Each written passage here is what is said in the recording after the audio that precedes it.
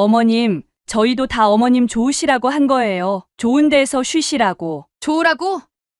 내 카드로 결제해놓고 그게 날 위한 거라고? 어머님 돈이면 어때요? 어차피 나중에 다 저희 돈 될 텐데. 뭐라고? 그러니까 지금 내가 죽기를 기다린다는 거니? 아니, 어머님, 제 말은 그게 아니라. 조용히 해. 내가 너희 돈줄로만 보이니? 그래서 이런 짓을 한 거야? 어머니, 진정하세요. 저희가 나중에 꼭. 나중은 무슨 나중? 당장 갚을 수 있어? 역시 이럴 줄 알았다. 어머님, 너무 예민하게 생각하지 마세요. 저희가 효도하려고 한 건데. 효도? 이게 효도야? 내 친구들까지 속이고 나보고 창피 당하라고? 어머님도 좋은 데서 쉬시고 친구분들이랑 좋은 시간 보내셨잖아요. 뭐가 문제예요? 너 지금 뭐라고 했어? 사실 이 정도 금액이면 어머님 형편에 별거 아니잖아요. 집 파신 돈도 있는데. 사연을 듣고 난 후 각자의 의견을 댓글로 남겨주시기 바랍니다. 사소한 댓글이라도 사연자분에게 큰 힘이 될 수 있습니다. 각색될 수 있고 사연자분의 입장에서 구성될 수 있습니다. 창가에 놓인 화분에서 노란 민들레가 피어났습니다. 그녀는 매일 아침 같은 자리에 앉아 화분을 바라보았습니다. 오문수 여사님에게 이 화분들은 단순한 식물이 아닌 남편과의 추억이 담긴 소중한 보물이었습니다. 그녀의 목소리가 텅 빈 거실에 메아리 쳤습니다. 3년 전 남편이 떠난 후 이렇게 혼잣말을 하는 것이 그녀의 일상이 되었습니다. 식탁에 놓인 밥그릇도 거실 소파도 모두 둘이 쓰던 것이었지만 이제는 홀로 그것들을 마주하고 있었습니다. 오문수 여사님은 천천히 일어나 화분에 물을 주었습니다. 남편이 살아있을 때는 늘 그가 화분에 물을 주곤 했습니다. 아침이면 어김없이 일어나 베란다 화분들을 돌보던 그의 뒷모습이 아직도 선명했습니다. 이제는 내가 물을 줘야지 잘 자라라. 그녀는 거실 창가에 줄지어 선 화분들을 하나하나 돌보며 아침을 보냈습니다. 각각의 화분마다 남편과의 이야기가 담겨 있었습니다. 제일 큰 화분의 동백나무는 결혼 30주년 기념일에 남편이 선물해 준 것이었고, 옆에 작은 제라늄은 그들의 마지막 결혼 기념일에 함께 심은 것이었습니다. 여보, 기억나? 이 동백이 처음 피었을 때 얼마나 좋아했었는지. 그녀는 동백나무를 쓰다듬으며 미소 지었습니다. 남편은 꽃을 무척 사랑했습니다. 퇴직 후에는 매일같이 화분을 들여와 베란다를 작은 정원으로 만들었습니다. 처음에는 그녀도 그의 취미를 이해할 수 없었습니다. 여보, 이제 그만 화분 사와. 베란다가 터질라. 그때마다 남편은 웃으며 대답했습니다. 걱정 마. 이게 다 우리 손자 공기 정화하라고 그러는 거야. 시간이 지나면서 그녀도 남편의 정원 가꾸기에 동참하게 되었습니다. 퇴근 후 함께 화분에 물을 주고 주말이면 옆 동네 화훼단지에 가서 새로운 화분을 고르는 일이 그들의 소소한 행복이 되었습니다. 창밖으로 따스한 봄볕이 들어왔습니다. 그녀는 문득 남편과 함께 봄나들이를 갔던 날들이 떠올랐습니다. 매년 봄이면 남편은 그녀의 손을 잡고 근처 공원으로 산책을 나갔습니다. 여보, 지금쯤이면 진달래도 폈을 텐데. 어제는 손자 준우가 방문했습니다. 할아버지의 빈자리가 너무 크다며 걱정하는 손자의 모습에 그녀는 마음이 아팠습니다. 할머니, 제가 할아버지 대신 화분 관리 도와드릴게요. 하지만 그녀는 고개를 저었습니다. 이 화분들은 그녀와 남편만의 이야기였으니까요. 대신 손자의 어깨를 토닥여 주었습니다. 괜찮아. 할머니는 이렇게 내 할아버지가 남겨준 화분들이랑 이야기하는 게 좋아. 오문수 여사님은 창가에 앉아 따스한 봄볕을 맞으며 조용히 미소 지었습니다. 꽃잎 위로 내리쬐는 햇살이 마치 남편의 따뜻한 손길 같았습니다. 비록 남편은 떠났지만 이렇게 그와 함께 가꾼 화분들을 보며 그를 기억할 수 있다는 것이 그녀에겐 큰 위안이 되었습니다. 여보, 오늘도 우리 화분들 잘 자라고 있어요. 걱정 말아요. 그녀의 말끝에 미소가 번졌습니다. 창밖에서 불어오는 봄바람이 화분의 잎들을 살랑거리게 했고, 그 모습이 마치 남편이 그녀에게 다정히 손짓하는 것만 같았습니다. 평화로운 아침 햇살이 창가의 화분들을 비추고 있을 때였습니다. 오문수 여사님의 휴대폰이 울렸습니다. 화면에는 우리 큰아들이라는 이름이 반짝였습니다. 그녀는 살짝 놀랐습니다. 평소 바쁘다는 이유로 자주 연락하지 않던 아들이었기 때문입니다. 어머니, 저예요. 상식이에요. 그녀는 반가운 마음에 화분에 물을 주던 손을 멈추었습니다. 아이고, 우리 아들, 웬일이냐? 회사는 잘 다니고 있어? 전화기 너머로 들려오는 아들의 목소리는 평소보다 조심스러웠습니다. 네, 어머니. 제가 드릴 말씀이 있어서요. 그녀는 의자에 앉았습니다. 아들의 어조가 심상치 않았기 때문입니다. 어머니, 혼자 괜찮아요? 나야 괜찮지. 내 아버지 가시고 나서 쭉 여기 살고 있잖니. 잠시 침묵이 흘렀습니다. 그리고 이어진 아들의 말에 그녀의 가슴이 덜컥 내려앉았습니다. 어머니, 저희랑 같이 사시는 게 어떠세요? 그 집 파시고 그녀는 순간 말을 잃었습니다. 남편과 함께 지내던 이 집을 판다는 게 무슨 말인지 이해할 수 없었습니다. 갑자기 그게 무슨 소리니? 어머니 혼자 계시니까 너무 걱정되고 저희가 모시고 싶어서요. 그녀는 창가의 화분들을 바라보았습니다. 남편과 함께 가꾼 이 화초들을 두고 떠난다는 건 상상할 수도 없는 일이었습니다. 난 여기가 좋아. 내 아버지 기억도 있고. 어머니, 사실 제가 회사에서 좀 어려운 일이 있어서요. 아들의 목소리가 더욱 조심스러워졌습니다. 어머니 집이 꽤 큰 평수잖아요. 그걸 팔고 저희 집으로 오시면 남은 돈으로 제가 사업을 새로 시작하려고요. 그녀는 한숨을 내쉬었습니다. 결국 이런 전화였구나 싶었습니다. 상씨가 어머니, 제가 꼭 성공해서 더 좋은 집으로 모실게요. 이번만 도와주세요. 그녀는 거실을 천천히 둘러보았습니다. 남편과 함께 고른 가구들, 손수 걸어둔 액자들, 그리고 창가의 화분들까지. 모든 것에 추억이 깃들어 있었습니다.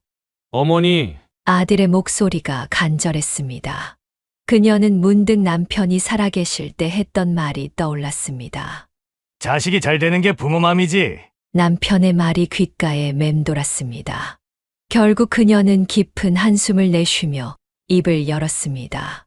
알았다. 엄마가 한번 생각해 볼게. 전화를 끊고 그녀는 오랫동안 창밖을 바라보았습니다. 봄바람에 흔들리는 화분의 잎들이 마치 그녀의 흔들리는 마음처럼 보였습니다. 여보, 우리 아들 때문에 이 집을 비워야 할 것 같네요. 그녀의 눈시울이 붉어졌습니다. 화분에 물을 주며 매일 남편과 대화를 나누던 이 공간을 떠난다고 생각하니 가슴 한켠이 먹먹해졌습니다. 아들 잘 되라고 그러는 거예요. 당신도 그러셨죠? 자식 위해서라면. 목소리가 떨렸습니다. 창가에 줄지어 선 화분들이 봄볕을 받아 유난히 선명해 보였습니다. 그녀는 천천히 일어나 화분들을 하나씩 쓰다듬었습니다. 이제 곧 이별해야 할 남편과의 추억들을 어루만지듯이. 며칠째 잠을 이루지 못하는 밤이었습니다. 그녀는 이불을 걷어내고 거실로 나왔습니다. 달빛이 창가의 화분들을 은은하게 비추고 있었습니다. 오문수 여사님은 소파에 앉아 한참을 그 모습을 바라보았습니다. 여보, 난 어떻게 해야 하나요? 그때 현관 초인종이 울렸습니다. 늦은 시간에 찾아온 손님은 다름 아닌 아들 상식이었습니다. 어머니, 아직 안 주무셨네요. 그는 어머니의 얼굴을 살피며 조심스럽게 말을 이었습니다. 어머니, 제가 솔직히 말씀드리려고 왔어요. 그녀는 아들의 표정이 심상치 않음을 직감했습니다. 상식은 깊은 한숨을 내쉬더니 서류 한 뭉치를 꺼내 놓았습니다. 사실 회사에서 대출을 좀 받았었는데 이자를 감당하기가 너무 힘들어요. 서류를 펼치자 빼곡한 숫자들이 눈에 들어왔습니다. 그녀는 숫자를 하나하나 짚어가며 아들의 설명을 들었습니다. 생각보다 상황이 심각해 보였습니다. 어머니 집만 팔면 제가 꼭 다시 일어설 수 있을 것 같아요. 그녀는 잠시 눈을 감았습니다. 남편이 물려준 이 집에는 30년이 넘는 세월이 고스란히 담겨 있었습니다. 첫 아이를 키우며 밤새 들려주던 자장가, 명절이면 온 가족이 모여 떠들던 웃음소리, 그리고 남편의 마지막 숨결까지. 장씨가 어머니, 이번만 도와주시면 절대 후회하지 않게 해드릴게요. 차용증도 써드릴게요. 아들은 주머니에서 또 다른 서류를 꺼냈습니다. 이미 준비해온 차용증이었습니다. 이건 또 뭐니? 어머니 돈 받으실 수 있게 확실히 해두려고요. 제가 이번에는 꼭 성공해서 어머니 실망시키지 않을게요. 그녀는 남편과 찍은 사진이 걸려있는 벽을 바라보았습니다. 그 사진 속에서 남편이 말하는 것만 같았습니다. 우리 상식이 잘 되는 게 당신 소원이잖아요. 창밖에서 바람이 불어와 화분의 잎사귀를 흔들었습니다. 그녀는 천천히 고개를 돌려 아들을 바라보았습니다. 어릴 적 아버지 닮았다고 좋아하던 그 눈이 지금은 피곤해 절어 있었습니다. 차용증은 얼마를 쓰려고? 어머니 집 시세가 6억 정도 되니까 일단 5억만 써놓을게요. 나머지는 어머니 새로 집 구하시는데 쓰시고요. 그녀의 손이 떨렸습니다.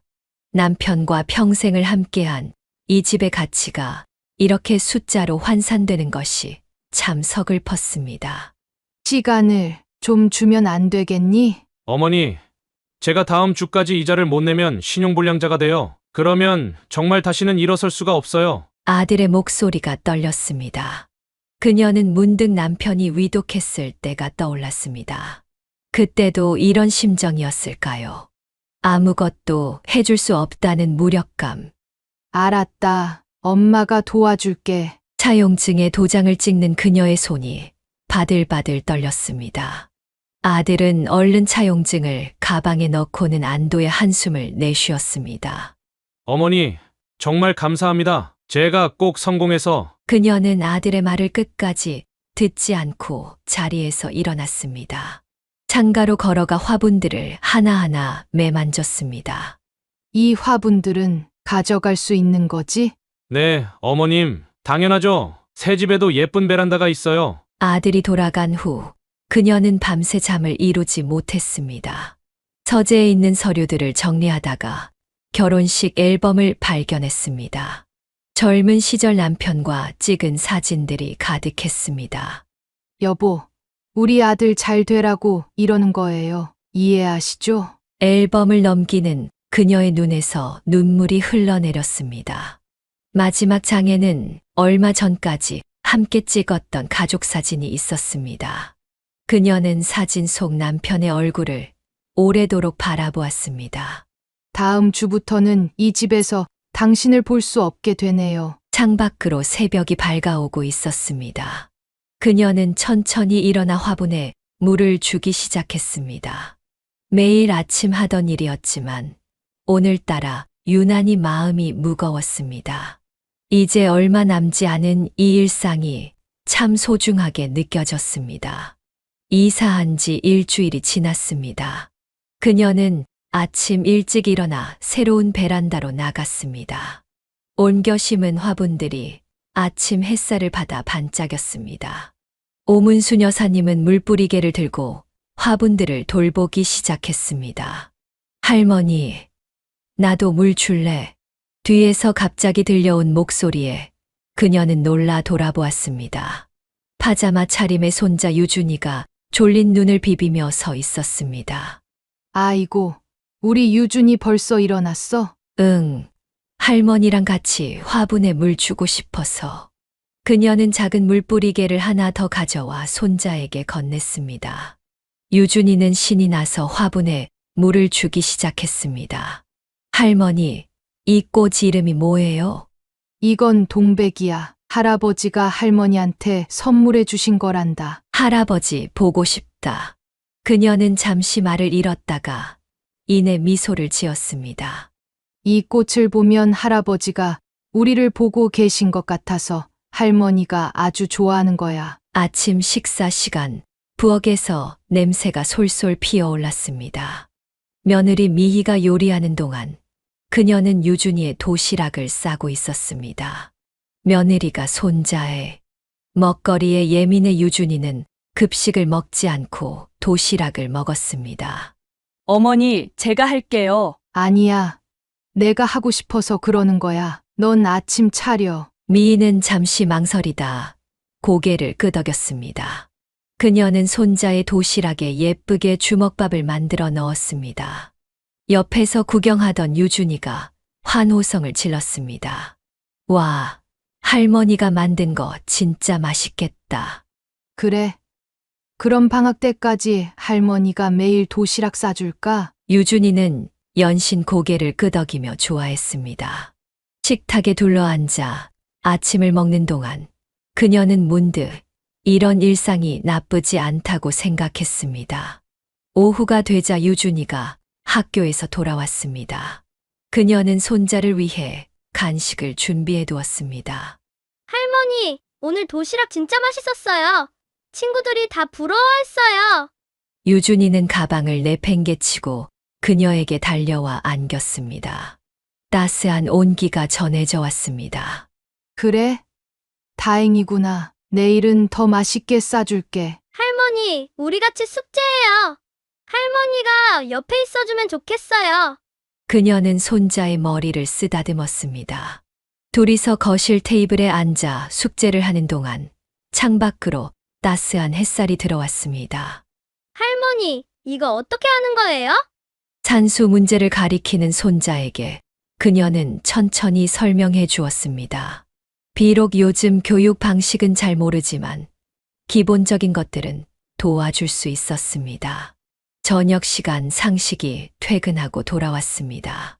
어머니, 유준이랑 잘 지내셨어요? 그래. 너무 잘 지냈어. 얘가 참 착해. 상식은 흐뭇한 표정으로 아들의 머리를 쓰다듬었습니다. 식탁에 둘러앉아 저녁을 먹는 동안 유준이가 신나서 오늘 있었던 일들을 이야기했습니다. 아빠, 할머니가 만들어준 도시락이 진짜 맛있었어요. 내일도 할머니가 싸주신대요. 상식과 미희는 서로 눈을 마주치며 미소 지었습니다. 그녀는 이런 모습을 보며 문득 남편 생각이 났습니다. 여보, 우리 손주 잘 크고 있죠? 밤이 되어 모두 잠자리에 들 때였습니다. 유준이가 그녀의 방으로 살금살금 들어왔습니다. 할머니, 내일도 아침 일찍 일어나서 같이 화분에 물 줄 거예요. 그녀는 손자를 꼭 안아주었습니다. 가슴 한켠이 따뜻해지는 것을 느꼈습니다. 그래. 우리 유준이 할머니가 예쁜 꽃도 많이 보여줄게. 잠자리에 든 그녀는 오늘 하루를 돌아보았습니다. 비록 익숙하던 집을 떠나왔지만 손자와 함께하는 이 순간들이 새로운 행복으로 다가왔습니다. 화분들도 새로운 베란다에서 잘 자라고 있었고 손자와 함께 물을 주는 시간은 특별한 즐거움이 되었습니다. 여보, 오늘은 참 행복한 하루였어요. 그녀는 남편의 사진을 보며 속삭였습니다. 창밖에서 들려오는 밤바람 소리가 마치 남편의 대답처럼 들렸습니다. 내일도 이렇게 평화로운 날들이 계속되길 바라며 그녀는 조용히 눈을 감았습니다. 평화로웠던 일상에 금이 가기 시작한 것은 어느 화창한 오후였습니다. 오문수 여사님은 학교에서 돌아온 유준이에게 과일을 썰어주고 있었습니다. 할머니가 사과 예쁘게 깎아줄게. 그때 주방에서 요리하던 미희가 갑자기 돌아보며 날카로운 목소리를 냈습니다. 어머니, 지금이 어떤 시간인데 간식을 주세요? 계속 간식 주시니까 유준이가 저녁을 안 먹잖아요. 그녀는 순간 손을 멈추었습니다. 미희가 성큼성큼 다가와 도마 위에 사과를 치웠습니다. 유준아, 방에 가서 숙제해. 간식은 없어. 하지만 엄마, 방에 가라고. 유준이는 눈물이 그렁그렁한 눈으로 할머니를 바라보다가 고개를 숙이고 방으로 들어갔습니다. 그녀는 말없이 칼을 내려놓았습니다. 어머니, 제가 몇 번이나 말씀드렸잖아요. 아이 간식은 제가 정해서 줄게요. 다음 날 아침, 그녀는 평소처럼 유준이의 도시락을 준비하고 있었습니다. 어머니, 그렇게 반찬을 짜게 하시면 어떡해요? 유준이 피부도 안 좋아지고 미희가 도시락을 뺐다시피 해서 열어보았습니다. 이런 음식은 안 돼요. 제가 다시 싸줄게요. 그녀가 정성껏 만든 도시락이 쓰레기통으로 들어가는 걸 지켜보며 그녀의 마음도 함께 쓰레기통에 버려지는 것 같았습니다. 주말 오후 유준이와 함께 TV를 보고 있을 때였습니다. 그때 미희가 거실로 들어왔습니다. TV를 보자마자 미희의 얼굴이 일그러졌습니다. 유준아, 지금이 TV 볼 시간이야? 학원 숙제는 했어? 피아노는 연습했고? 엄마, 조금만 더 보면 안 돼요? 안 돼, 공부해야지. 지금 무슨 소리야? 유준이가 방으로 들어간 후 미희는 그녀를 노려보았습니다. 어머니, TV는 주말에도 1시간만 보기로 했잖아요. 왜 자꾸 규칙을 어기세요? 그녀는 입술을 깨물었습니다. 며느리의 말투에는 더 이상 존중이 느껴지지 않았습니다.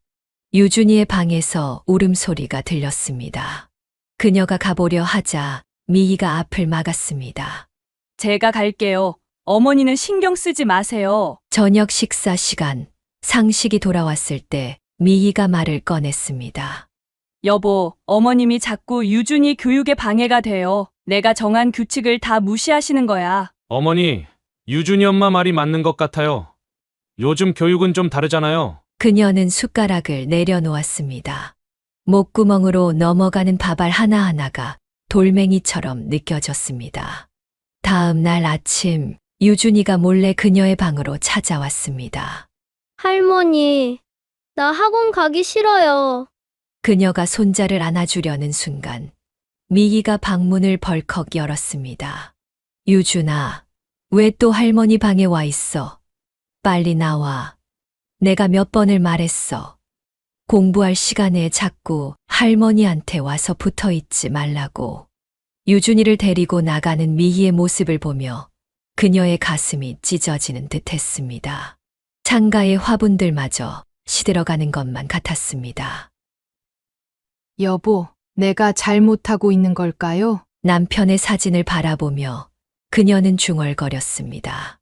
하지만 이제 더 이상 대답해주는 이도 없었습니다. 저녁이 되어 유준이가 학원에서 돌아왔을 때 그녀는 손자에게 다가가려 했습니다. 하지만 미희가 먼저 손자의 손을 잡았습니다. 유준아, 방에 가서 숙제해. 할머니는 피곤하실 테니까 방해하지 말고. 발걸음을 돌리는 유준이의 뒷모습이 그렇게 작아 보일 수가 없었습니다.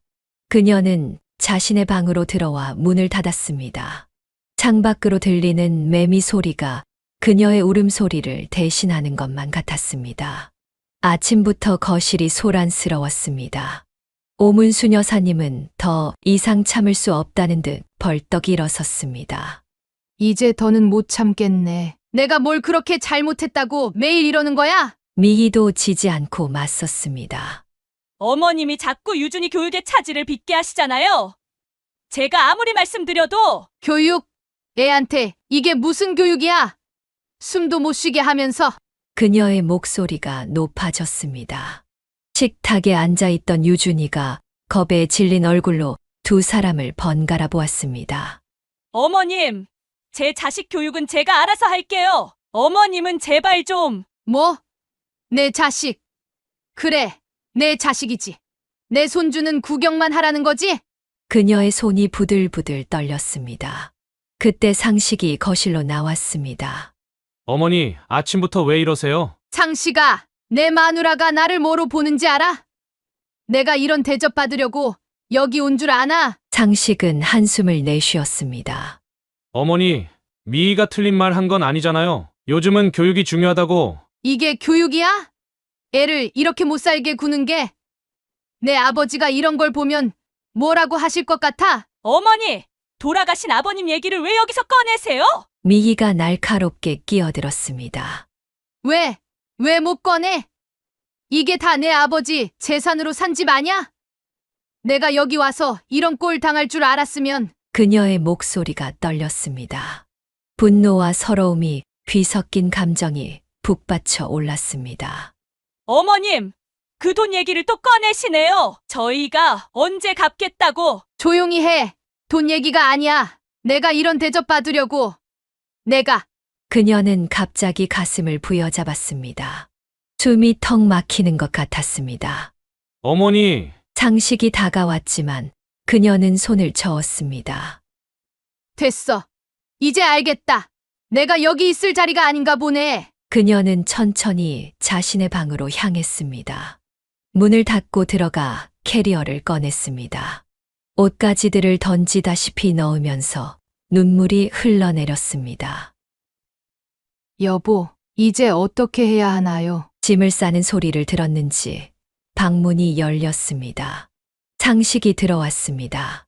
어머니, 그만하세요. 어디 가시려고? 너희 편한 대로 살아. 이제 방해되는 늙은이가 없어질 거야. 어머니, 됐어. 내가 마누라 편만 들 거면서 뭘.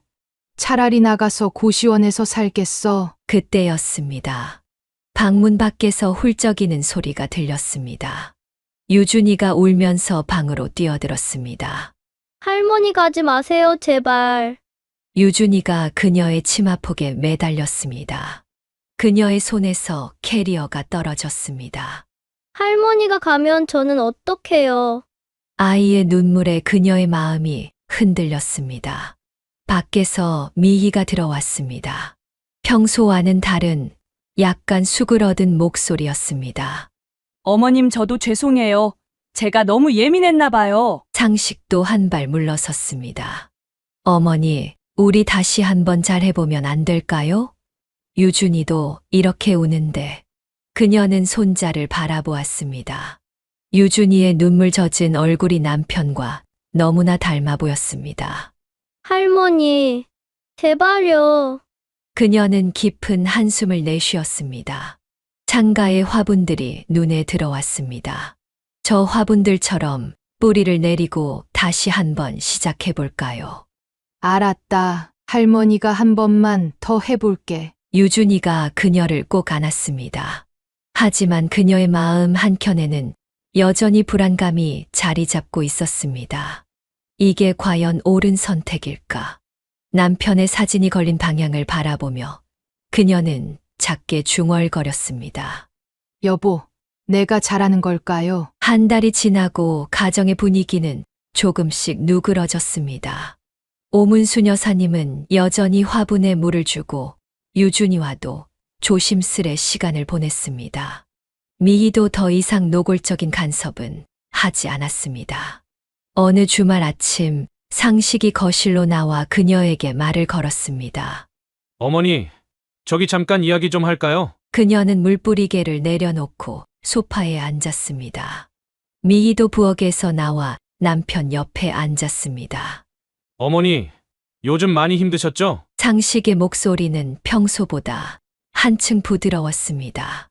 그동안 저희가 너무 어머니 마음을 몰라드렸어요. 미희도 고개를 끄덕이며 말을 이었습니다.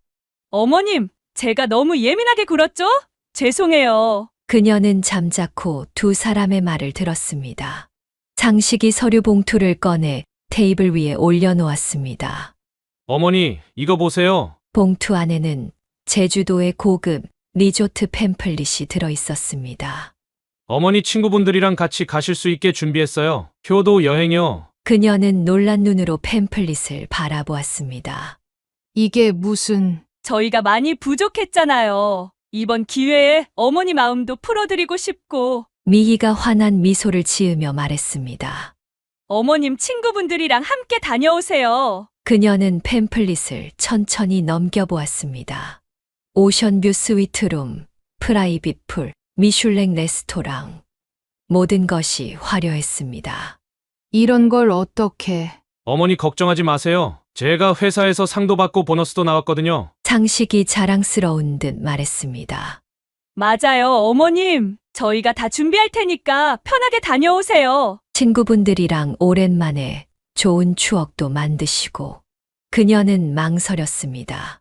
마음 한켠에서 불안감이 스쳤지만 두 사람의 진심 어린 눈빛을 보니 마음이 흔들렸습니다.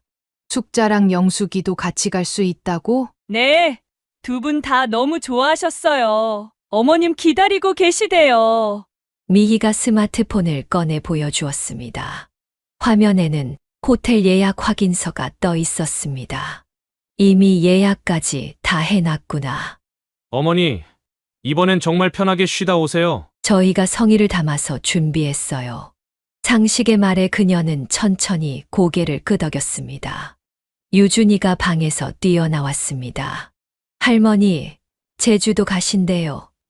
저도 할머니랑 같이 가고 싶어요. 미희가 얼른 유준이를 달랬습니다. 유준아, 할머니는 이번에 친구분들이랑 가시는 거야. 우리는 다음에 또 가자. 그녀는 손자의 머리를 쓰다듬었습니다. 할머니가 맛있는 거 사올게. 저녁이 되어 방으로 돌아온 그녀는 남편의 사진을 바라보았습니다. 여보, 우리 애들이 이런 걸 준비했네요. 괜찮을까요? 창밖에서 불어오는 바람이 커튼을 살랑거렸습니다. 그녀는 전화기를 들어 현자에게 전화를 걸었습니다. 숙자야, 너도 이번 여행 간다며? 그럼 얼마 만에 우리끼리 여행이야. 영숙이도 벌써 신나서 짐 챙기고 있대. 친구의 밝은 목소리를 들으니 그녀의 마음도 한결 가벼워졌습니다. 전화를 끊고 그녀는 베란다로 나갔습니다. 달빛이 화분들을 은은하게 비추고 있었습니다. 여보, 잠시 여행 다녀와도 될까요?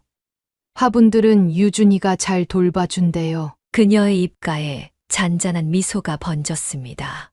오랜만에 찾아온 평화로움이 달콤하게 느껴졌습니다. 하지만 그녀는 알지 못했습니다. 이 달콤함 뒤에 숨겨진 씁쓸한 진실을. 제주공항에 도착한 순간부터 그녀의 마음은 설렘으로 가득했습니다. 오문수 여사님은 오랜 친구들과 함께 공항을 나서며 제주도의 따뜻한 바람을 맞았습니다. 문순아, 이런 호화로운 여행은 처음이네. 숙자가 들뜬 목소리로 말했습니다. 영숙도 연신 환한 미소를 지었습니다. 그러게, 우리 애들이 이렇게 효도를 하네. 리무진이 공항 앞에서 그들을 기다리고 있었습니다. 운전기사가 공손하게 인사하며 문을 열어주었습니다. 이쪽으로 타시면 됩니다. 호텔로 향하는 길, 차창 밖으로 푸른 바다가 펼쳐졌습니다. 30년 지기 친구들과 함께하는 여행이 꿈만 같았습니다. 여보, 친구들이랑 이렇게 좋은 곳에 왔네요. 그녀는 마음속으로 남편에게 속삭였습니다. 리조트는 그들의 상상을 뛰어넘었습니다. 탁 트인 오션뷰의 스위트룸, 프라이빗 풀장, 특급 호텔 서비스까지 모든 것이 완벽했습니다. 아이고, 이런 곳에서 우리가 묵는다니. 영숙이 감탄하며 방 안을 둘러보았습니다. 창밖으로 보이는 에메랄드빛 바다가 눈부시게 빛났습니다. 첫째 날, 그들은 미슐랭 레스토랑에서 저녁을 먹었습니다. 코스 요리가 하나둘 나올 때마다 연신 감탄이 터져 나왔습니다. 문순아, 내 아들이 정말 큰 효도를 하네. 숙자의 말에 그녀는 미소 지었습니다. 하지만 왠지 모를 불안감이 스쳐 지나갔습니다. 둘째 날, 그들은 와이너리 투어를 했습니다. 푸른 포도밭을 거닐며 와인 시음을 하는 동안 그녀는 문득 집에 있는 화분들이 생각났습니다. 유준이가 잘 물을 주고 있겠지. 셋째 날은 요트 투어였습니다. 햇살 아래 반짝이는 바다 위에서 세 친구는 오랜만에 마음껏 웃고 떠들었습니다. 우리 젊었을 때로 돌아간 것 같지 않아? 영숙의 말에 모두가 고개를 끄덕였습니다. 그때 숙자가 조심스레 물었습니다. 근데 문순아, 이 비용 다 내 아들이 내는 거 맞아? 그녀는 잠시 망설였습니다. 카드 결제할 때마다 스쳐가는 사인이 떠올랐습니다. 그럼, 그렇지. 목소리가 살짝 떨렸지만 그녀는 애써 밝은 표정을 지었습니다. 마지막 날 저녁, 특급 호텔의 스카이 라운지에서 야경을 바라보며 그들은 건배를 했습니다.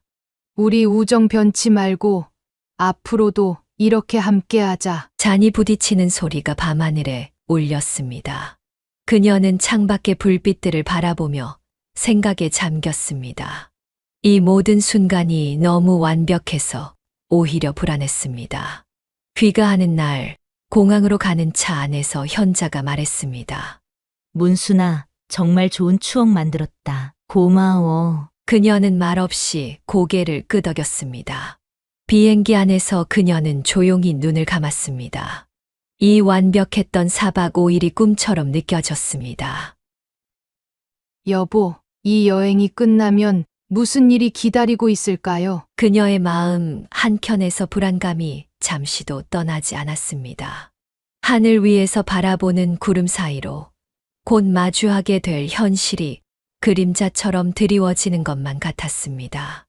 여행에서 돌아온 지 일주일이 지났습니다. 오문수 여사님은 우편함을 열다가 걸음을 멈추었습니다. 카드 명세서가 눈에 들어왔기 때문입니다. 이게 뭐지? 봉투를 뜯는 그녀의 손이 떨렸습니다. 명세서를 펼치는 순간 그녀의 얼굴에서 핏기가 싹 가셨습니다. 그녀는 자신의 눈을 의심했습니다. 모든 결제 내역이 그녀의 카드였습니다. 친구들의 목까지 모두. 이럴 수가. 그녀는 소파에 털썩 주저앉았습니다. 순간 여행 중 카드를 건네받았던 순간들이 스쳐 지나갔습니다. 어머님, 제가 결제할게요. 미희가 웃으면서 카드를 받아들던 모습, 매번 사인을 부탁하며 자연스럽게 건네주던 순간들. 모든 것이 계획된 것이었습니다. 목이 메어왔습니다. 두 손으로 얼굴을 감싸 쥐었지만 눈물이 멈추지 않았습니다. 명세서 맨 아래의 금액이 흐릿하게 보였습니다. 총 결제 금액 745만 원. 그때 현관문이 열리는 소리가 들렸습니다. 상식과 미희가 들어왔습니다. 어머니, 장 보고 오셨어요? 미희의 목소리는 평소와 다름없이 밝았습니다. 그녀는 천천히 고개를 들어 두 사람을 바라보았습니다. 손에 든 카드 명세서가 바들바들 떨렸습니다. 이게 무슨 짓이니? 상식이 명세서를 발견하고 순간 굳어졌습니다. 미희도 얼굴색이 변했습니다. 어머니 그게? 여행 경비 이게 왜 다 내 카드로 결제가 되어 있는 거냐? 그녀의 목소리가 점점 높아졌습니다. 너 효도 여행이라더니 효도 여행이 이런 거냐? 어머니, 진정하시고. 진정. 내가 어떻게 진정을 해?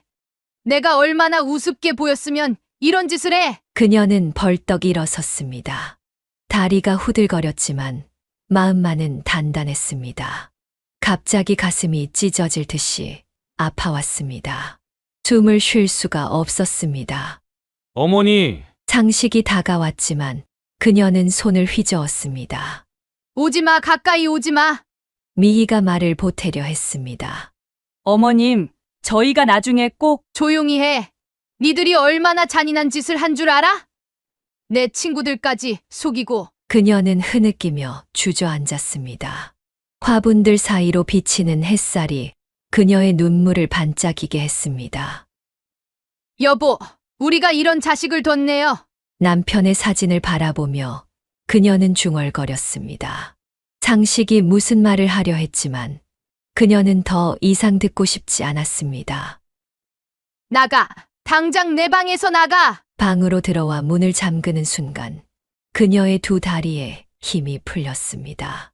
바닥에 주저앉아 흐느끼는 그녀의 어깨가 파르르 떨렸습니다. 창밖에서는 봄바람이 불어왔지만 그녀의 마음속에는 한겨울보다 더 차가운 바람이 몰아치고 있었습니다. 방 한켠에는 여행에서 찍은 사진들이 있었습니다. 환하게 웃고 있는 얼굴들. 그 모든 것이 거짓이었다고 생각하니 가슴이 더욱 미어졌습니다. 다음 날 아침 오문수 여사님은 거실에서 상식과 미희를 기다리고 있었습니다. 밤새 한숨도 자지 못한 그녀의 눈에는 피곤함이 가득했습니다.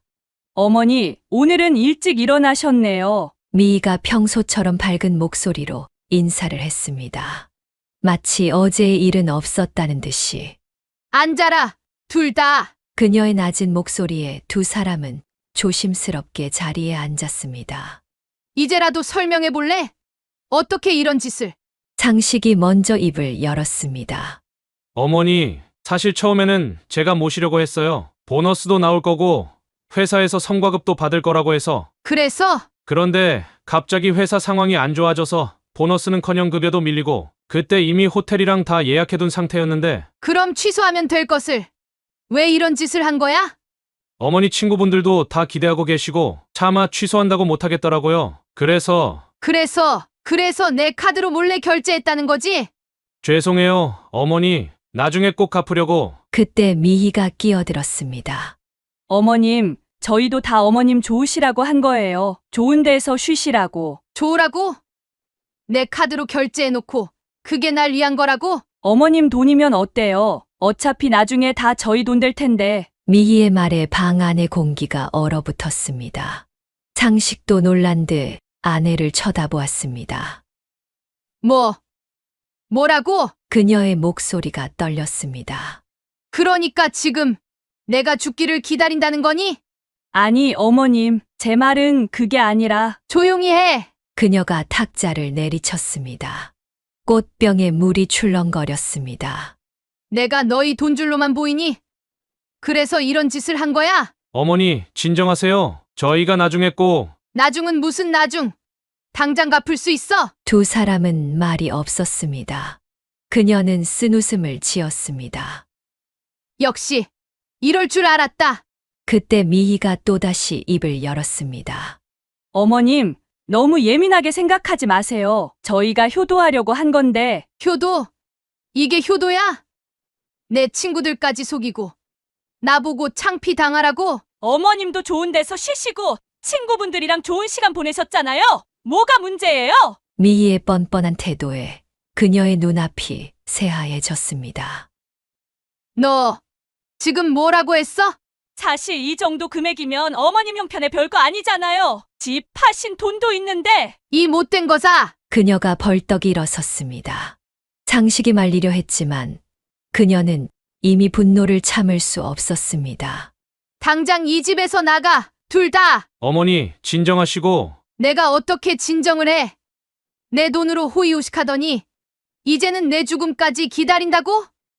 당장 나가! 유준이가 방에서 놀라 나왔습니다. 할머니, 그녀는 손자의 눈물 어린 얼굴을 보고 더욱 가슴이 미어졌습니다. 유준아, 미안하다. 할머니가. 그때 미희가 유준이를 확 끌어안았습니다. 유준아, 할머니가 지금 많이 화나셨나 봐. 우리 방에 가자. 이러고도 내가 엄마야? 애한테까지 이런 식으로. 그녀는 서랍에서 통장을 꺼냈습니다. 내일 변호사 만나러 갈 거야. 차용증도 있고 이번 카드 내역도 있으니 두고 보자. 어머니. 나가. 더는 너희 얼굴 보기 싫어. 방으로 들어와 문을 잠그는 그녀의 귓가에 유준이의 울음소리가 들렸습니다. 창가의 화분들이 흐릿하게 보였습니다. 여보, 우리가 이런 자식들 때문에 이런 꼴을 당하네요. 밖에서는 봄비가 내리기 시작했습니다. 창밖으로 떨어지는 빗방울처럼 그녀의 눈에서도 멈추지 않는 눈물이 흘러내렸습니다. 이른 아침 오문수 여사님은 집을 나섰습니다. 손에는 차용증과 카드 명세서가 들어있는 서류 봉투가 들려 있었습니다. 며칠 밤을 뜬 눈으로 고민한 끝에 그녀는 결단을 내렸습니다. 법률사무소 앞에 도착하자 잠시 발걸음이 멈추었습니다. 여보, 제가 이러는 게 맞는 걸까요? 그녀는 깊은 한숨을 내쉬었습니다. 하지만 이내 고개를 들고 사무실로 들어섰습니다. 안녕하세요. 박 변호사님 뵙고 싶은데요. 친구 숙자가 소개해준 변호사였습니다. 잠시 후 그녀는 단정한 정장 차림의 중년 변호사와 마주 앉았습니다. 어떤 일로 오셨나요? 그녀는 떨리는 손으로 서류들을 꺼냈습니다. 제 아들 문제로 왔습니다. 한참 동안 그녀의 이야기를 들은 변호사가 심각한 표정으로 말했습니다. 이건 명백한 사기죠. 효도 여행이라며 어머님을 속이고 카드를 사용한 것도 문제지만 차용증까지 있으니 승소 가능성은 매우 높습니다. 정말 제가 이래도 되는 걸까요? 당연하십니다. 자식이라고 해서 부모의 재산을 마음대로 써도 되는 건 아니에요. 변호사는 차용증을 자세히 들여다보았습니다. 5억이라 집을 파신 돈이군요. 이건 꼭 돌려받으셔야 합니다. 그녀의 눈시울이 붉어졌습니다. 제가 자식을 고소하는 나쁜 어미인가요? 어머님, 이건 자식을 버리는 게 아니라 바로 세우는 거예요. 이대로 두시면 아드님도 계속 잘못된 길로 갈 겁니다. 변호사의 말에 그녀는 고개를 끄덕였습니다. 창밖으로 비치는 햇살이 눈물에 반사되어 빛났습니다. 소장은 제가 오늘 바로 준비하겠습니다. 어머님은 이 서류들만 서명해 주세요. 서류에 서명하는 그녀의 손이 떨렸습니다. 한 글자 한 글자를 쓸 때마다 가슴이 미어졌습니다. 여보, 우리 아들을 고소하네요. 사무실을 나서는 그녀의 발걸음이 무거웠습니다. 그때 전화가 울렸습니다. 상식이었습니다. 어머니, 어디 계세요? 내가 왜 변호사 만나러 가셨다면서요? 제발 그러지 마세요. 제가 잘못했습니다. 이제 와서 시간만 좀 주세요. 제가 꼭 갚을게요. 그녀는 전화를 끊었습니다. 귓가에 울리는 아들의 목소리가 가슴을 파고들었습니다. 집으로 돌아오는 길, 그녀는 공원에 들러 벤치에 앉았습니다. 옆자리에는 어린 아들을 안고 있는 젊은 어머니가 있었습니다. 젊은 엄마의 다정한 목소리에 그녀의 눈시울이 다시 붉어졌습니다. 상식이가 어렸을 때가 떠올랐습니다. 이제 돌이킬 수 없는 거겠지. 하늘을 올려다보니 구름 사이로 햇살이 비치고 있었습니다. 마치 남편이 그녀의 결정을 지지하는 것만 같았습니다. 그녀는 천천히 일어섰습니다. 봄바람이 불어와 그녀의 머리카락을 흔들었습니다. 이제 더는 망설일 수 없었습니다. 마지막 모성의 이름으로 아들을 바로 세워야 했습니다. 재판이 열리는 날, 오문수 여사님은 법정 입구 앞에서 잠시 발걸음을 멈추었습니다. 법원 복도에서 마주친 아들 상식과 며느리 미희는 그녀를 보자마자 고개를 숙였습니다. 어머니, 상식이 다가오려 했지만 박 변호사가 앞을 막아섰습니다. 재판 시작하기 전까지는 접촉을 삼가 주시죠. 법정에 들어서자 그녀의 심장이 떨렸습니다. 검은 법복을 입은 판사가 입장하고 재판이 시작되었습니다. 박 변호사가 차분하게 사건의 개요를 설명했습니다. 피고들은 효도 여행이라는 명목으로 원고를 기망하여 745만 원의 카드 대금을 결제하였으며 이는 원고의 의사에 반하는 명백한 사기 행위입니다. 또한 집을 담보로 한 5억 원의 차용증건도 맞은편에서 상식과 미희의 변호사가 반박했습니다. 피고들은 순수하게 어머님을 위한 효도 여행을 준비했을 뿐입니다. 다만 갑작스러운 회사 사정으로 그렇다면 왜 원고의 카드로 결제하면서 이를 숨겼습니까? 판사가 상식을 바라보며 물었습니다. 피고는 답변하시기 바랍니다. 상식이 떨리는 목소리로 말했습니다. 처음에는 제가 부담하려고 했습니다. 하지만 회사 사정이 갑자기 어려워지고 그래서 어머님의 카드로 무단 결제를 했다는 말씀이신가요? 죄송합니다. 저희가 잘못했습니다. 시간을 주시면 꼭 갚도록 하겠습니다. 판사는 서류들을 꼼꼼히 검토하더니 입을 열었습니다. 이 법정은 피고들의 행위가 사기죄에 해당한다고 판단합니다. 차용증 5억 원과 카드 부정 결제 금액 745만 원, 이자를 포함한 총액을 원고에게 반환하도록 명령합니다. 망치 소리가 울렸습니다. 그녀의 눈에서 눈물이 흘렀습니다. 재판이 끝나고 법원을 나서는데 상식이 뛰어왔습니다. 어머니, 제발 조금만 시간을 주세요. 제가 어떻게든 상씨가 그녀는 아들을 바라보았습니다. 어릴 적 그토록 순수하던 아들의 눈빛은 어디로 갔을까요? 이제 와서 뭘 어쩌자고. 어머니, 진심으로 잘못했습니다. 제가 그만해라. 판결대로 하거라. 발걸음을 돌리는 그녀의 어깨가 떨렸습니다. 멀어지는 뒷모습을 보며 상식이 큰 소리로 외쳤습니다. 어머니, 정말 죄송합니다. 제가 꼭 갚을게요. 하지만 그녀는 돌아보지 않았습니다. 법원을 나서는 그녀의 발걸음은 무거웠지만 마음만은 조금 가벼워진 것 같았습니다. 이제 정말 끝난 걸까요? 봄바람이 불어와 그녀의 머리카락을 흔들었습니다. 멀리서 유준이의 얼굴이 떠올랐습니다. 손자의 순수한 미소가 그리웠지만 이제는 모든 것을 새롭게 시작해야 할 때였습니다. 법원 앞 벤치에 앉아 잠시 하늘을 올려다보았습니다. 구름 사이로 비치는 햇살이 마치 남편의 위로처럼 느껴졌습니다. 봄이 지나고 여름이 왔습니다. 오문수 여사님은 새로 계약한 아파트의 베란다에 화분들을 다시 옮겨 심었습니다. 비록 예전 집보다는 작았지만 오히려 아담한 공간이 마음에 들었습니다.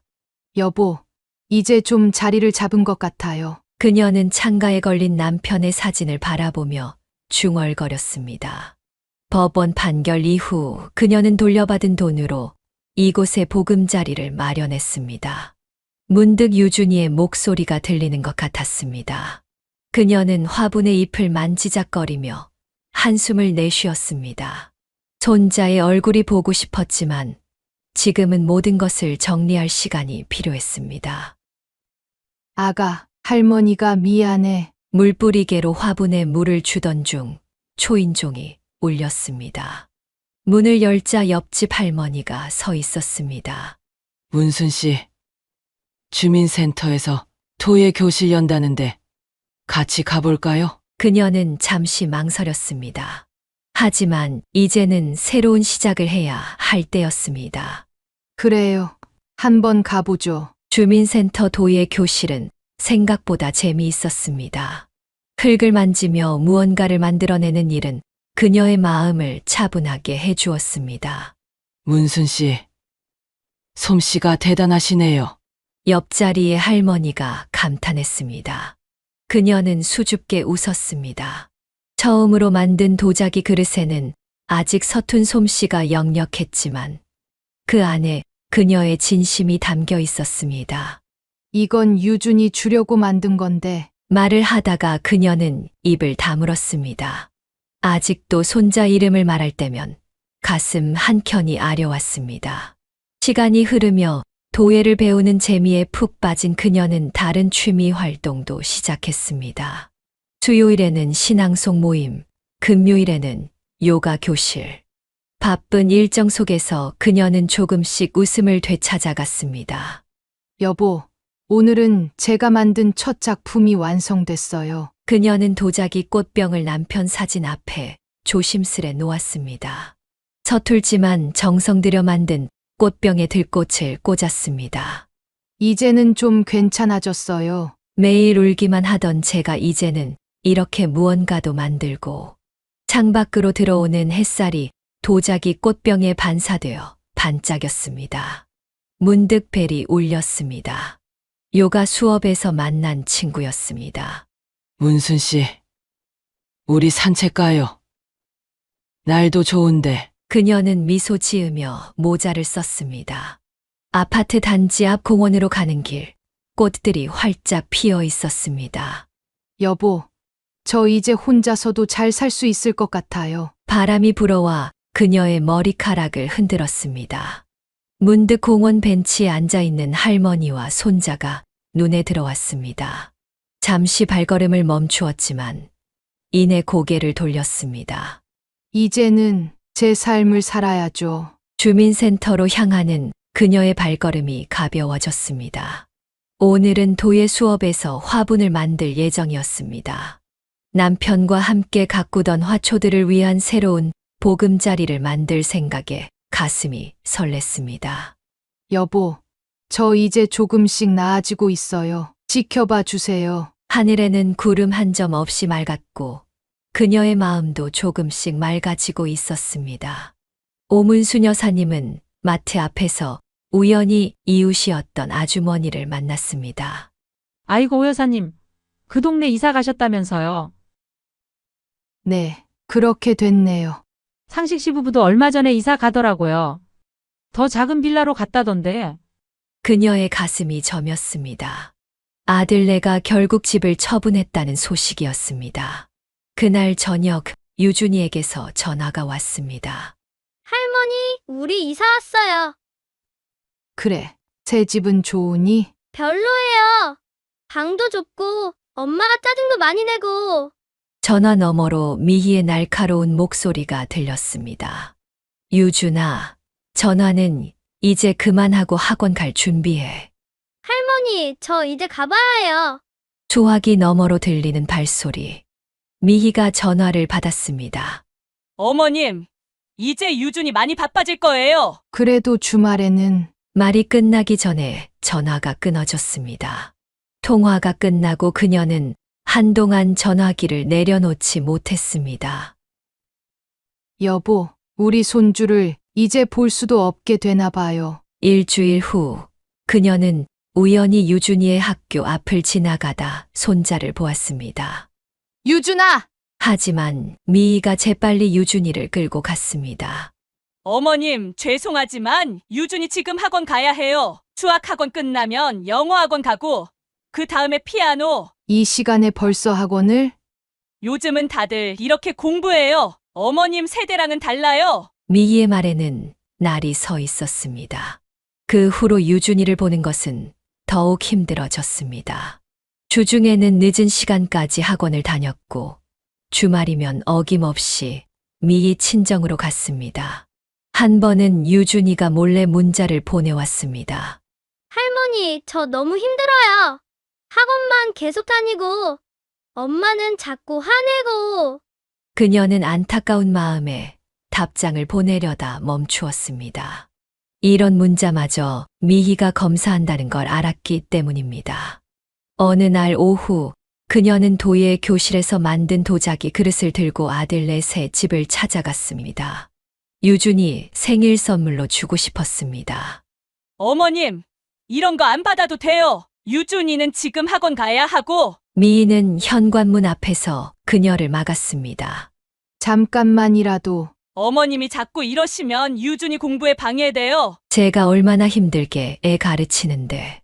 결국 그녀는 도자기 그릇을 들고 돌아설 수밖에 없었습니다. 엘리베이터를 기다리는 동안 유준이의 방에서 피아노 소리가 들렸습니다. 어찌나 슬픈 멜로디인지 그녀의 눈에서 눈물이 흘렀습니다.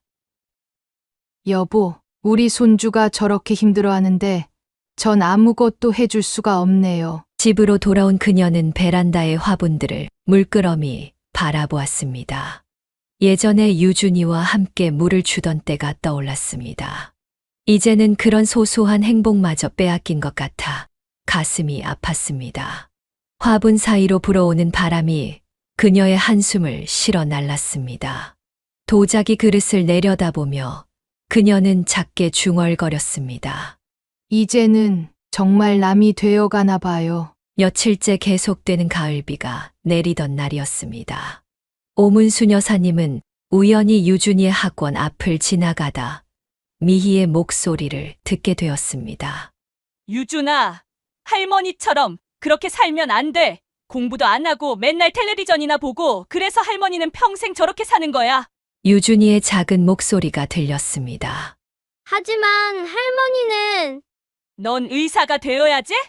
할머니처럼 아무것도 못 배우고 그렇게 살면 어떻게 할머니랑 어울리다 보면 너도 버릇없어질까봐 걱정이야. 그녀는 그 자리에 얼어붙은 듯 서 있었습니다. 빗방울이 뺨을 타고 흘러내렸지만 눈물인지 비인지 분간할 수 없었습니다. 다음 날 마트에서 장을 보던 중 우연히 유준이를 마주쳤습니다. 유준아. 하지만 유준이는 그녀를 보자마자 고개를 돌리고 다른 통로로 가버렸습니다. 미희가 유준이의 손을 잡고 그녀 앞으로 왔습니다. 어머님, 이제 유준이는 공부에 전념해야 해요. 할머니랑 놀 시간 없어요. 나는 그저 어머님이 계속 이러시면 유준이 미래에 안 좋은 영향을 미쳐요. 어머님처럼 살면 안 되잖아요. 미희의 도끼 어린 말에 그녀의 가슴이 찢어지는 것 같았습니다. 유준이는 고개를 숙인 채 그 자리에 서 있었습니다. 며칠 후 유준이의 학교 운동회가 있었습니다. 그녀는 멀리서라도 손자의 모습을 보고 싶어 학교 담장 밖에서 지켜보고 있었습니다. 미희가 다른 학부모들에게 말하는 소리가 들렸습니다. 유준이가 요즘 공부가 안 되는 것도 다 저런 할머니 영향 때문이야. 애가 할머니 닮아가는 것 같아서 걱정이야. 운동장에서 달리기를 하던 유준이가 그녀를 발견했습니다. 잠시 걸음을 멈추는가 싶더니 이내 고개를 돌리고 달려가 버렸습니다. 집으로 돌아온 그녀는 남편의 사진 앞에서 한참을 울었습니다. 여보, 내가 이렇게 형편없는 사람이었나요? 우리 손주까지 이렇게. 그때 문자 한 통이 왔습니다. 유준이였습니다. 할머니 죄송해요. 전 할머니가 좋은데 엄마가. 문자는 거기서 끝났습니다. 아마도 미희가 핸드폰을 검사하다가 발견했을 것입니다. 다음 날 그녀는 도예 교실에서 만든 작은 도자기 인형을 들고 유준이의 학원 앞에서 기다렸습니다. 하지만 유준이는 그녀를 보자마자 고개를 숙이고 지나쳤습니다. 유준아, 어머님, 이제 그만하세요. 유준이한테 집착하지 마세요. 미희가 다가와 그녀의 손에서 도자기 인형을 빼앗아 쓰레기통에 던졌습니다. 이런 쓸데없는 것보다 공부가 중요하다고 몇 번을 말해요. 깨지는 도자기 소리가 그녀의 가슴에 메아리 쳤습니다. 유준이는 울먹이며 학원 안으로 뛰어들어갔습니다. 비가 내리기 시작했습니다. 그녀는 쓰레기통에서 깨진 도자기 조각을 주워들었습니다. 한 조각 한 조각이 그녀의 찢어진 마음 같았습니다. 여보, 이제는 정말 우리 손주를 잃어버리나 봐요. 베란다의 화분들도 시들어가는 것만 같았습니다. 더 이상 함께 물을 줄 손자도 없는데 이 화분들을 키우는 의미가 있을까 생각했습니다. 하지만 그녀는 알고 있었습니다. 언젠가는 다시 손자와 함께 이 화분에 물을 줄 수 있을 거라고. 그러다 더 이상 참을 수 없었던 오문수 여사님은 결국 아들네 집을 찾아갔습니다. 초인종을 누르자 상식이 문을 열었습니다. 어머니, 웬일이세요? 너희 둘 다 마주 보고 할 말이 있어. 거실에는 미희가 앉아 있었습니다. 그녀를 보자 얼굴을 찌푸렸습니다. 이제는 더 이상 못 참겠다. 도대체 왜 이러는 거야? 미희가 코웃음을 쳤습니다. 뭐가 왜 이러는데요? 내가 돈 갚으라고 했다고 이렇게 유준이를 못 만나게 하는 거야? 어머님, 그게 무슨 말씀이에요? 전 그저 우리 아들 교육에 신경 쓰는 것뿐인데. 교육? 그래, 내가 못 배워서 답답하고 창피하지. 그래서 손주까지 이렇게. 상식이 끼어들었습니다. 어머니, 요즘은 어머니 때와 달라요. 공부가 전쟁이에요. 미희 말이 맞아요. 너까지 이렇게 나오는 거니? 어머니가 너무 옛날 방식만 고집하셔서 그래요. 시대가 달라졌다고요. 그녀의 눈에서 눈물이 흘렀습니다. 그래, 내가 시대에 뒤처졌다. 근데 내 손주 얼굴 한번 보는 게 그렇게 시대에 뒤처진 거니? 어머님, 그렇게 유준이한테 집착하지 마세요. 유준이도 이제 할머니 별로 안 좋아해요. 뭐라고? 사실대로 말씀드릴까요? 유준이가 할머니 때문에 창피하대요. 친구들한테. 이 독한 거사! 그녀가 벌떡 일어섰습니다. 내가 못 배웠어도 너희 아버지 집 한 채는 남겼다. 그걸 내가 날 속여서 빼앗아 갔잖아. 어머님! 돈 떼먹고도 모자라서 이제는 손주까지. 이렇게 독하게 굴어도 되는 거야? 상식이 미의 앞을 막아섰습니다. 어머니, 그만하세요. 돈 얘기는 하지 말자고 했잖아요. 돈 얘기? 그래, 그 돈 때문에 이렇게 앙심을 품은 거지. 그래서 우리 유준이를. 미희가 날카롭게 소리쳤습니다. 어머님이 우리 밑바닥으로 떨어뜨렸잖아요. 집도 빼앗기고 이렇게 좁은 빌라로 이사 오고 내 돈 돌려받은 게 잘못이야? 그럼요. 아들 하나 키우는데 어머님이 이렇게까지. 그때 유준이가 방문을 열고 나왔습니다. 할머니, 미희가 재빨리 유준이를 방으로 밀어 넣었습니다. 들어가 있어. 할머니랑 상관하지 마. 유준아! 장식이 그녀의 팔을 잡았습니다. 어머니, 이제 그만 가세요. 우리도 이제 새 삶 살아야 해요. 새 삶. 그래서 너희 어미를 버리는 게 새 삶이야? 그녀의 목소리가 떨렸습니다. 나가세요. 어머님, 더 이상 우리 집에 찾아오지 마세요. 미희의 차가운 목소리에 그녀는 한 발 물러섰습니다. 여보, 우리 아들이 이렇게 변했네요. 그녀는 현관문을 향해 걸어갔습니다. 문을 열기 전 마지막으로 뒤를 돌아보았습니다. 유준아, 할머니가 미안해. 문이 닫히고 그녀는 계단을 내려가며 흐느꼈습니다. 멀리서 유준이의 울음소리가 들리는 것 같았지만 이제는 더 이상 손자를 안아줄 수도 없었습니다. 비가 내리기 시작했습니다. 하지만 그녀는 우산을 펴지 않았습니다. 차라리 이 비에 그동안의 아픔을 모두 씻어내고 싶었습니다. 시간은 흘러갔지만 오문수 여사님의 마음속 상처는 깊어만 갔습니다.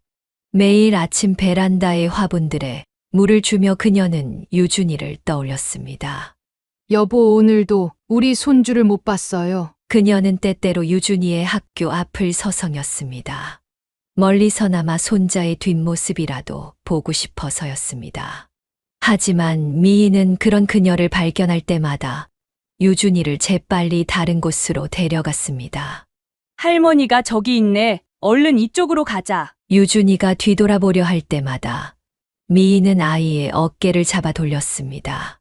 그녀는 그저 멀어지는 손자의 뒷모습을 바라볼 수밖에 없었습니다. 도예 교실에서 만드는 작품들은 모두 유준이를 위한 것이었습니다. 하지만 그 작품들은 그녀의 방 한켠에 쌓여만 갔습니다.